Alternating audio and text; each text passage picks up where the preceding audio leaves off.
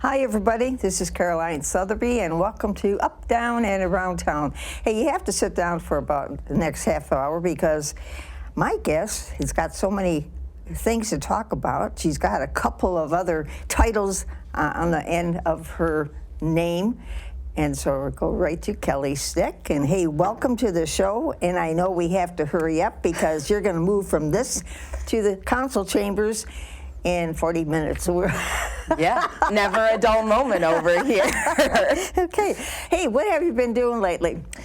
Well, you know, our big thing is that we're getting ready for the second annual City Club Chili Cook-Off. Yeah. So we've got 8 clubs competing this year, and then the police department will also be represented at the event. So 17 chilies to come sample for a $5 spoon fee, and all the money that we raise goes back into Wyandotte nonprofits and school clubs. Okay. You had it last year at PRCU. This year you're going to have it at 1136, right? Yes, winner gets to host. So Brian Martin, who is the commander at VFW Post 1136, took home the travel trophy next year, and even though I know PRCU is ready to win it back, I think Commander Martin wants to hold on to it, and he hopes that VFW gets to host in the future as well. Well, for some people that don't realize it, you do not have the names on the crock pots. It's just numbered. Exactly. So they take their sample, go sit down and munch away and figure out, gee, this is good, or oh, that one's too spicy, depending on what they... But are you going to have your judges like you had last year? Yeah, absolutely. There will be a panel of judges. We're still finalizing them, but we know that Mayor DeSena, Councilman Alderman, we know the police chief, Brian Zaleski, the fire folks are going to be down. Oh, the big ones. Yeah, an illustrious panel of judges, and this year we are lucky to be at the VFW. The judges will actually be sequestered over in the club room until they're done judging. Oh, really? Just to protect the integrity of the participants. We can't have secrecy being compromised. Oh, that's right. Yes. That's right. So, for some people don't realize how many, you said there are 8 groups. Yeah. But they had their own chili contests. Right. And now the winner and the second place people are coming into this one. Yeah, absolutely. So throughout the fall and winter, 8 of the clubs, so American Legion Post 217, American Legion 447, VFW 1136, PLAV Post 7, PRCU, FOP, the Wyandotte Boat Club, and every time I do this, I miss the 8th one, but I promise there is an 8th one, held their own cook-offs throughout the fall and winter, and now they're sending their winners to the citywide. What about Knights of Columbus? Knights of Columbus is the 8th. Thank you, Caroline. You're always here for me. Well, you know why? Because you're concentrating basically on the nonprofits. And now realize, you know, we just take that group for granted, you know? Yeah, absolutely. So I know the clubs see it as a great way to build solidarity with each other. Of course, it's a friendly competition, but the planning process is really fun because it lets us all sit down with each other and talk about what we're experiencing. You know, since COVID and even prior to then, all of the clubs have been hurting for members. So if you're looking for a way to make a difference in your community and you're interested in doing Veterans Affairs work, or you just want to find a way to give back to our youth rowers, really anything, there is a nonprofit in Wyandotte for you who would love to have you as a member. So the planning process is great. It lets us meet, it lets us talk about our challenges and plan to this event where we get to give back to everything that's happening in our community. Right. So besides that, before we came on, you happened to say you went someplace on Friday for a female what? Yeah, so the Female Athletic Alumni Boosters, another great Wyandotte organization, held their trivia night last weekend on Friday night, and it was a lot of fun. We lost very badly, but it was a great time. Lots of teachers out, lots of former Wyandotte alum and members of the Greater Wyandotte Schools community were there. It was a great time, and they've got their second big fundraiser coming up this Friday. And that will be the Female Athletic Alumni Boosters, bowling fundraiser. So that is on the 24th. It's at Indian Lanes. If you're interested, get in contact with Jackie Jagalo. She'll be able to get you set up. They're accepting either singles or teams. So whether you've got a group of 4 that's ready to bowl or you just want to join in yourself, they'd be happy to have you, and it's a great cause. Last year I managed to go there, and they did have a big crowd.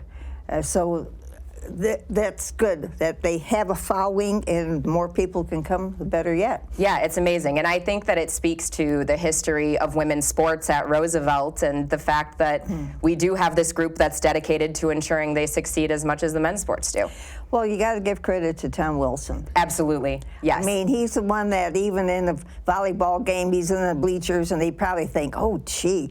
But he knows them all. And, I mean, I think last year, he even gave bears or something at the end of the season, especially volleyball, he goes there. Yeah, and he's been a really fierce champion for Title IX in the city and across the state for a long time. So it's great to be able to claim someone like that as a Wyandotte local. Yeah.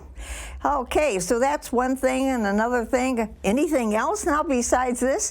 Yeah, well, of course, like I said, never a dull moment. We do have an election coming up in May, and this will be a millage renewal. So some of you know this was on the ballot in November as a permanent extension of the existing millage that we already have in place, not a new tax. This on the ballot in May, instead of a permanent extension, is a 10-year extension. So it's 3 mills, like I said, no new taxes, nothing's going to go up for any residents. It's keeping things where they are, and it's letting us keep all of our city services that we have in place. So just to give you a sense of what would happen without it, the millage is set to expire next fiscal year, so the budget year after that, Wyandotte would be looking at a budget deficit of around $1.7 million. That's pretty huge as far as city operating money goes, so we could, of course, really use your support. But whatever you think about the millage, make sure that you turn out to vote in May. And if you're interested in working the election, the clerk's office can always use new elections inspectors, folks who just want to get involved with the democratic process. So reach out to them if you're interested and available to help on that Tuesday. All right. Okay, we came down to what other department? I know for a fact that the schools now are going from their winter season into the spring season. Jason just had Adam from the hockey coach on his Bears Den, and he's got a lot of things going too. I mean, he's trying to keep people interested, and whenever there's a home game, I mean, about a week and a half ago, they had the military out there that wanted to come, and they were presented over there with their titles from when they were in service and that. He was talking about, I think it's the Wednesday 15th or something, which is just around the corner. Everybody to have with the Leon, the lights, and they'll have the lights shut off, and everybody will be there with their sticks and so on and so forth. It was something fun to do. Yeah. So, in a sense, that's what you're basically doing with your group of a group of all your clubs. You're trying to have fun. You're trying to make sure that if they have something set, they may have other people from other groups willing to come in, and then vice versa. Yeah, exactly. So the whole point kind of is to build club solidarity, like I said, and to get people interested in joining or shifting from somebody who maybe pays their dues but doesn't come out all the time to seeing the wonderful things that these clubs are up to and getting more involved in them. So that event is on Sunday the 26th at 3 p.m. And like you said, it'll be at VFW 1136 this year. What time though? 3 p.m. 3 p.m. Yes. Okay. And you figure it'd probably be over about 6 or so, maybe even before that. Maybe before that. So I will say last year, most of the top chilies ran out by around 4:30. So if you want to make sure that you get to taste the best tasting chilies and cast your vote for the winner, make sure you're there by 4. That's when the People's Choice voting will close. So you want to get all your tasting in before then. Okay. And they're all required to have 2 crock pots. So they have enough to start, that's for sure. Absolutely. Yeah. Last year, I believe we had about 300 people turn out. We were really excited about it, and it was just year 1. So this year we've already grown in terms of clubs that are participating and in sponsorships. We've had, now that we've got our feet under us, time to get out and do some dedicated hitting the pavement and talking to local businesses. And I just want to thank everybody who has donated a gift card or a service so far. We really could not do this without you. Our local businesses, our small businesses make Wyandotte what we are in addition to our nonprofit clubs. And it's really great to see that kind of working together. Of course, there'll be another feature with this one too, because you're going to have raffles. Yeah, absolutely. Yeah. So the two big prizes this year, we've got a 75-inch smart TV, and then we've got a 2-night stay up in East Tawas at O's Anchor Bay Resort. So excited about that. And then, of course, all of the gift cards we've been collecting, and each club also donates a prize. Those will be raffled off as well. I know last year I won the boat club painting that you only see in Wyandotte houses. I've been itching my whole life to have a copy of my very own, and I finally got it last year. So hopefully someone can get their own copy this year. Yeah, you never can tell. And of course, with them being part of the group too, I'm sure they're going to put something else out. Yeah, absolutely. They've always got something they're getting together. Yeah. All right. For some people that watch Channel 15 or 215, there are a couple of shows that just came on recently.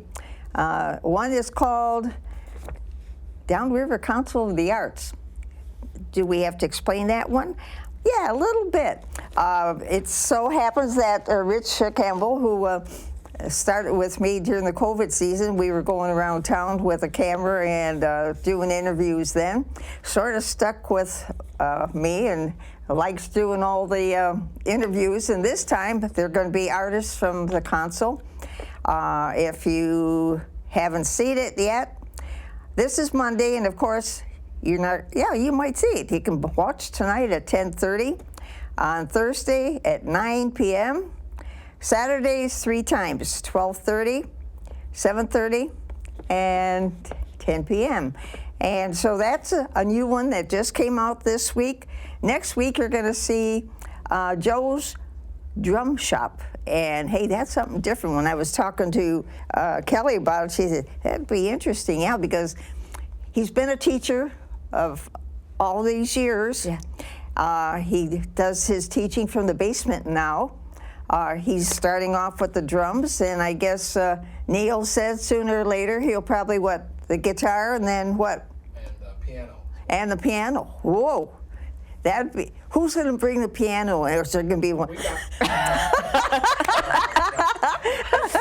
Okay, so that's something else to look forward to. All right, we're doing okay. I think I'm trying to hurry up because I know you got to be there. What's going to be interesting today at the council meeting?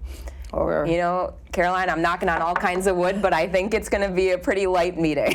Thank goodness. We've got something coming up. We've got a resident who's been concerned about dog bites and how police handle those. So interesting to just refer that to the department for further study and see what they have to say about that, because of course we want to make sure everyone's healthy and safe and happy.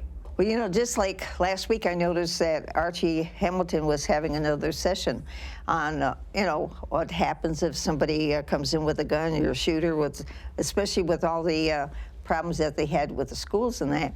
Well, I took a class last year, but I said, you know what? It's almost time for me to have a refresher course, because you let things pass and you forget, and then all of a sudden, if something should happen, are you really aware of what you should be doing? Right, and you hope it never happens. But if it does, you want to know all the information you need to know. Yeah, and he had a very good session. It took like 2 hours with video and so on. It was at the police department. So I see that he started that, so maybe we're going to be able to see a couple more sessions. And I'd advise everybody to go to it, because you can ask questions, you get an idea. One important thing, and I think it happened with one of the concerts where they had a big deal about 2-3 years ago.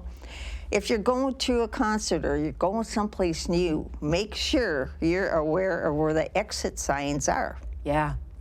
Because if something should happen, everybody's going to probably flow to the first entrance that they came. So be aware of where you can go.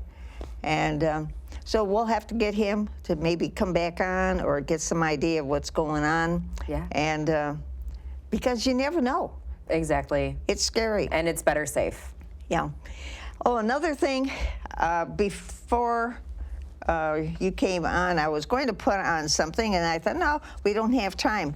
But for some of you people don't realize, there's a historical museum here. They have newsletters all the time out there, and they're very interesting, a lot of information.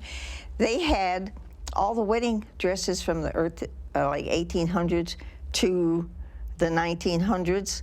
And I called up and I said, hey, can I come earlier? Because I had someplace else to go. So Audrey opened the door for me, went there. So when Joe gets a chance, we could probably give you an idea of what they actually had. They had not only the dresses, but they had another glass feature of all the Valentine cards from Neisner's. And I says, really? I said, you don't realize that, but in the 50s, I worked there with Mount Carmel, Roosevelt, and St. Pat's.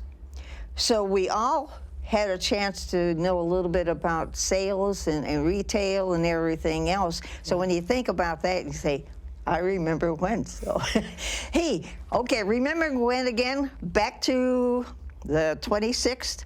26th, 3 p.m., VFW 1136, 633 Ford Avenue. Okay, thank you. Take care. Thank you. Thank you so much for having me. Okay, and thanks for watching.